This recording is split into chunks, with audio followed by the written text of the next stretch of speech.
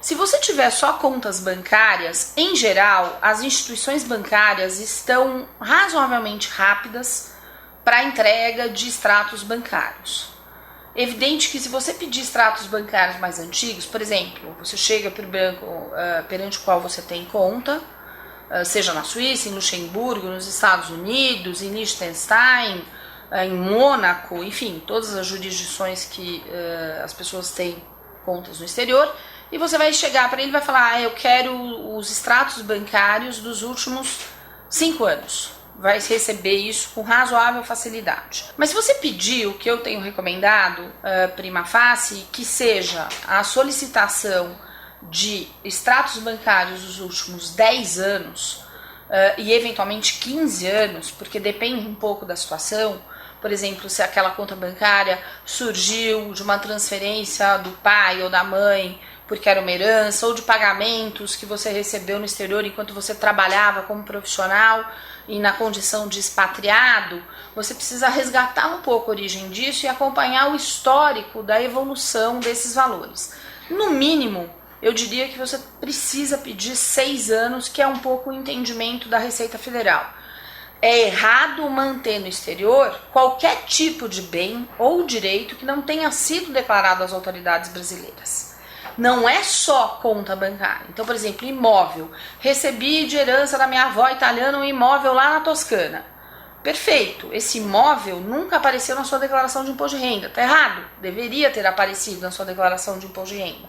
Então, você tem que regularizar esse imóvel, porque você recebeu isso justamente numa herança. Então, você tem que ter a documentação do imóvel, a documentação que é relativa, por exemplo, ao óbito do teu parente, né, de quem você herdou esse imóvel, e eventualmente outros documentos que serão avaliados pelo profissional que esteja te acompanhando.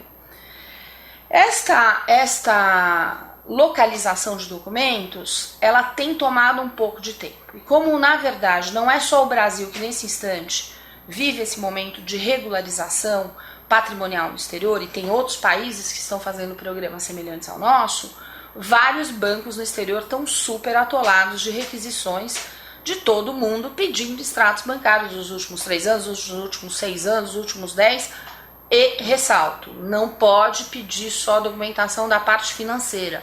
Se você tem imóveis, você precisa ter documentação também com relação aos imóveis. Outros bens, por exemplo, que precisam ser regularizados, são outros direitos que você tenha no exterior e pelos quais você receba remuneração. Por exemplo, patentes, recebimento de royalties derivados de outros direitos, direitos autorais, direitos audiovisuais, direitos de obras de propriedade intelectual, e que você tem no exterior e que você recebe no exterior e nunca antes declarou para as autoridades brasileiras. É obrigatório que você acrescente esse tipo de bens ao rol, ao conjunto de bens que você vai ter que regularizar.